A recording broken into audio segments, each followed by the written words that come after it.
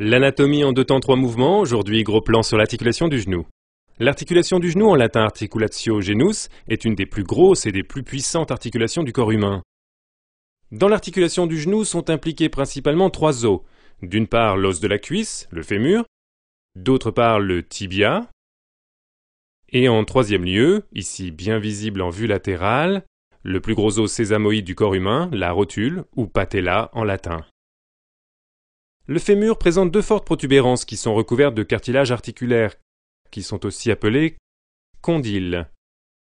Le condylus lateralis et le condylus medialis. En regardant l'articulation du genou, on constate qu'elle est consolidée par une quantité de structures ligamentaires qui tout simplement empêchent que les éléments osseux de l'articulation du genou glissent trop fort les uns contre les autres. La rotule elle-même est encastrée par exemple dans un tendon, c'est le musculus quadriceps femoris, qui ici part du haut et va jusqu'au tibia en passant par-dessus la rotule. Elle est quasiment encastrée dans ce tendon, et donc de ce fait immobilisée en conséquence. Mais l'articulation est en outre encore stabilisée par d'autres structures ligamentaires. Ce sont d'abord les ligaments latéraux, qu'on voit ici, et ici, et ensuite, à l'intérieur du genou, les ligaments dits croisés qu'on voit ici et ici. Regardons donc ces ligaments de plus près. Nous avons ici une vue latérale, on le voit au péroné qui passe ici et ici, en face médiale. Et c'est pourquoi on appelle ce ligament ligamentum collatéral latéral.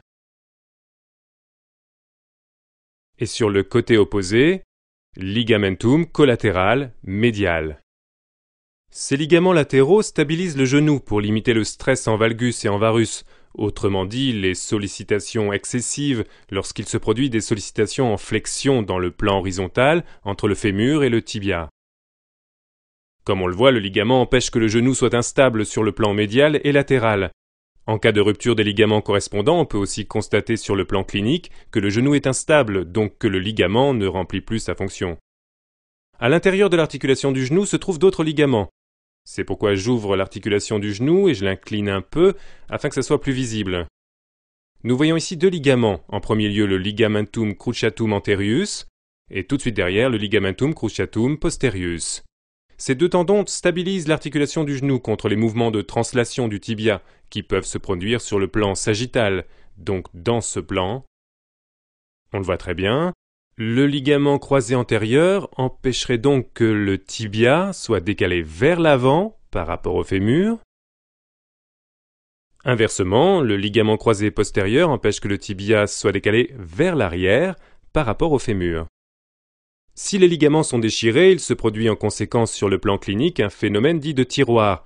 Par exemple, lors de la rupture du ligament croisé antérieur, le tibia est tiré vers l'avant par rapport au fémur, et on appelle cela phénomène de tiroir antérieur parce que je peux sortir le tibia de l'articulation quasiment comme un tiroir. Si nous observons l'articulation du genou de l'intérieur, nous voyons ici encore 2 structures importantes qui se composent de fibrocartilage, ce sont les ménisques. D'une part, nous voyons le ménisque externe, le meniscus lateralis, et ici sur la face médiale du genou, le meniscus medialis, le ménisque interne qui adhère au ligament intérieur. Ces ménisques ont une fonction tout à fait importante, et en fait ils compensent les incongruences, autrement dit les inégalités entre les surfaces articulaires du fémur et du tibia, et permettent une meilleure répartition de la force dans le genou. Nous voyons bien que les surfaces articulaires entre le tibia et le fémur ne sont pas complètement congruentes, et les ménisques compensent en principe les vides, si on peut s'exprimer ainsi, qui se sont formés entre les 2 os, par le simple fait qu'ils les remplissent. Oui, l'articulation du genou est donc une articulation qui n'est pas du tout si simple que ça, qui est composée de nombreuses structures.